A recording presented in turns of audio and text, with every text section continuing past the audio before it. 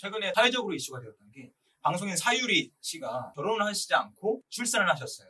이에 관련해서 굉장히 어떤 사회적인 담론이 형성이 됐는데 이거에 대해서 어떻게 생각하시는지 궁금합니다. 저희끼리만 얘기하면 괜찮은데 네네. 영상을 촬영하고 되게 공개되다 보니까 좀 조심스럽습니다, 사실. 일단 우리 기독교계 내에서도 물론 이제 사유리 씨를 들어서 한 건 아니고 전에 했던 거겠지만 의도적 비혼 출산에 대한 세미나를 생명윤리 실천학회인가 그쪽에서 이제 진행을 했었대요. 근데 거기에 이제 내용들을 쭉 읽어보면 긍정 답변은 거의 사실은 없어요. 이제 기독교 윤리적인 관점에서 봤을 때는 생명에 대한 어찌 보면 하나님께서 세워놓으신 질서를 망각하고 임의로 조작을 한 거잖아요. 어떻게 보면. 그러니까 어떻게 보면 과학으로 그걸 대처한 영역이기 때문에 기독교 윤리학 쪽에서는 이 부분이 옳지 않다, 잘못된 것이다 라고 이제 거의 단정을 짓는 편입니다. 그러니까 저도 그 의견들에 반하거나 하진 않고요. 오히려 그렇겠구나 라고 생각을 좀 했어요. 하지만 개인적으로는 그럼에도 생명은 소중하다라고 생각을 해요. 어떤 과정이든 간에 탄생한 아이들은 그래도 하나님께서 주신 생명이라고 저는 굳게 믿고 있고요.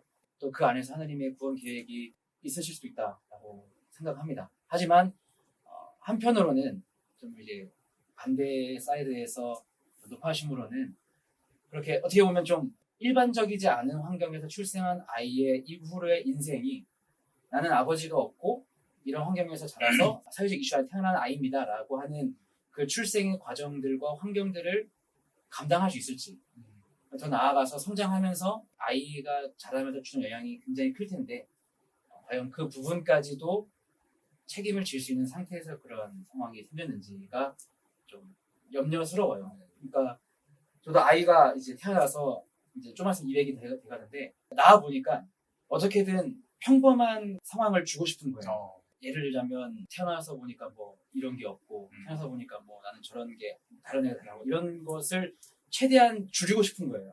그러니까 부모님들이 자식이 태어나면 우리가 쓸 돈이 없어도 애한테 다른 데 똑같이 해주려고 하는 그 심리를 조금 이제 알 것 같더라고요. 이제 그런 관점에서 이제 그런 의도적 비혼 출산을 보니까 과연 아이에게 어떤 면에서 좀 악영향이 있지 않을까라고 혼자 한번 생각을 해봤습니다. 마지막 질문이네요. 연애와 결혼 시기에 권태기가 찾아오지 않습니까? 모든 커플이 그렇지는 않겠지만 그런 상황 속에서 어떻게 그것을 극복해 나갈 수 있는지. 10년을 연애했는데 어떻게 권태기가 없었겠어요. 저는 근데 되게 감정적으로 좀 솔직해요. 오늘 좀 기분이 안 좋으면 오빠 나 권태기 왔어. 그렇군요. 네, 그렇게 얘기를 정말요? 하게 돼요. 나 이상해. 오늘 오빠 이게 좀 미워 보이고 좀 그러네 하면서 나 권태기 왔어. 이렇게 얘기를 해요. 그러면 너무 이제 상대방 입장에서는 만약에 제가 그 말 들었으면 엄청 자존감도 낮아지고 막 비수를 꽂는 말이니까 상처받았을 텐데 제 남자친구는 되게 현명한 게 내 여자친구가 지금 권태기가 왔다고? 그래 하면서 무엇을 꺼내는 줄 알아요? 큐티책을 꺼내요. 처음 봤습니다. 이런 거. 큐티책을 항상 가지고 다니시니까 어디서든 이렇게 꺼낼 수 있어요. 근데 정말 놀라운 게 내가 권태기가 왔을 때 그 상황을 가만히 보고 내 자신을 들여다보면 있죠. 제가 하나님과 좀 관계가 안 좋아졌을 때예요. 하나님과 떠나 있고 하나님과 관계가 멀어져 있으니까 내 마음에 미운 감정 생기고 상대방의 모난 부분이 자꾸 보이고 하는 게 느껴지는 거예요. 그러면서 이제 권태기가 왔을 때 큐티를 하면서 이제 기도를 하면은 무엇이 느껴지냐면 오히려 저 사람이 잘못된 게 아니라 내 안에 이제 약점, 결점 이런 것들이 발견이 돼요. 이제 예를 들면 어느 날 제가 막 일방적으로 저희의 싸움은 늘 일방적입니다. 제가 막 이렇게 쏘아붙여요. 근데 이제 오빠도 생각을 하느라 이제 연락이 안 된 거죠. 그때 좀 권태기가 온 상황에 어떻게 이 상황을 해결하지 하고 제가 이제 도저히 안 되겠다 싶어서 기도를 했어요. 기도를 하는데 정말로 무슨 이제 마음을 주셨냐면은 하나님이 저한테 깨달음을 주시는 거예요. 무슨 깨달음을 줬냐면 예지 너 왜 자꾸 네 남자친구를 너 것처럼 소유하려고 하니? 예지야 너 거 아니야. 저 사람 내 거야. 근데 왜 너가 자꾸 소유하려 하고 네 입맛에만 맞추려고 하고 왜 자꾸 너가 변화시키려고만 해? 그냥 있는 그대로 받아들여주고 인정하고 존중해줘. 이런 깨달음을 줬어요. 제가 그래가지고 지금 이제 이야기를 해드리고 싶은 게 권태기는 옵니다. 안 올 수가 없어요. 사람은 연약하고 나약하기 때문에 그 악한 마음이 자꾸 올라와서 권태기는 오는데 우리는 그리스도인이니까 그거를 이제 해결할 수 있는 극복 방안은 결국 답은 하나님이에요.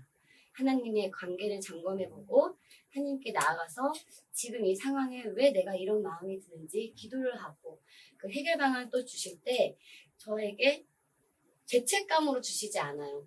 예지야, 너가 지금 그러면 안 되지가 아니고 사랑하는 마음과 같이 주시거든요. 내가 너를 정말 사랑하는데 내가 널 사랑하는 만큼 그 아이도 사랑해. 이렇게 오거든요. 네, 저는 그렇게 말씀드리고 싶습니다.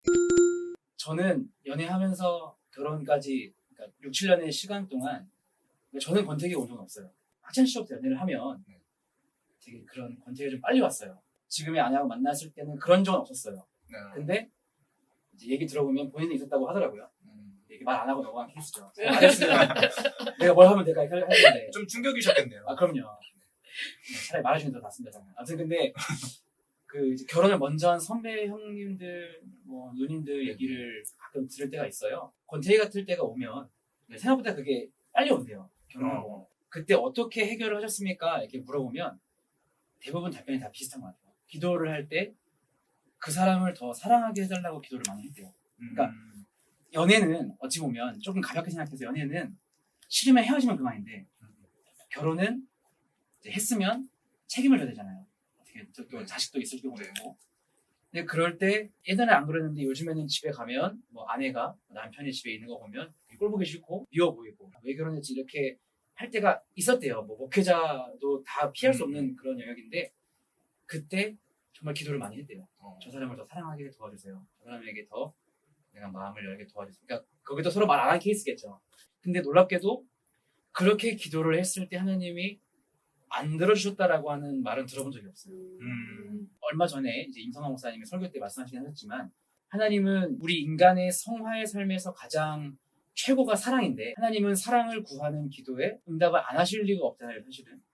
그러니까 이제 그런 권태기가 찾아왔을 때 정말 이제 권태기가 왔나 보다.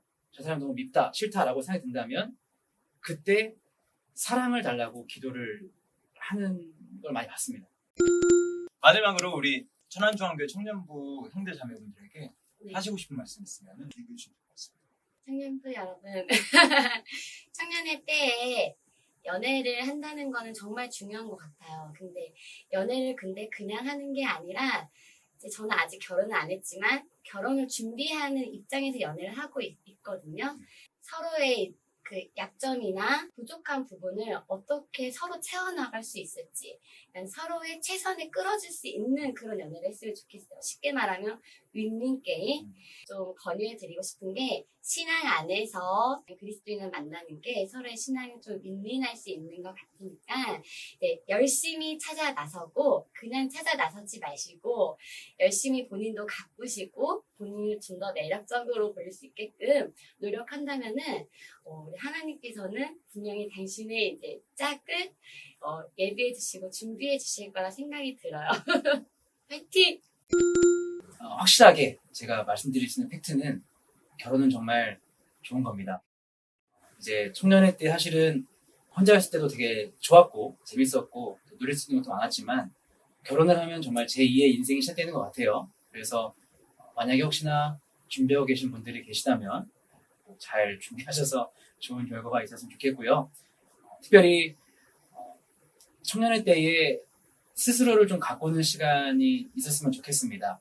외적으로든 내적으로든 결혼을 몇 년 뒤이든 바라보면서 스스로를 잘 준비하고 갖고 나가면서 좋은 사람을 찾기 위해 먼저 좋은 사람이 되는 그런 우리 청년부가 다 되셨으면 좋겠습니다. 네, 저희 오작교회 톡톡 다음 시간에 더 다양하고 풍성한 주제로 찾아뵙겠습니다. 여러분 안녕! 안녕!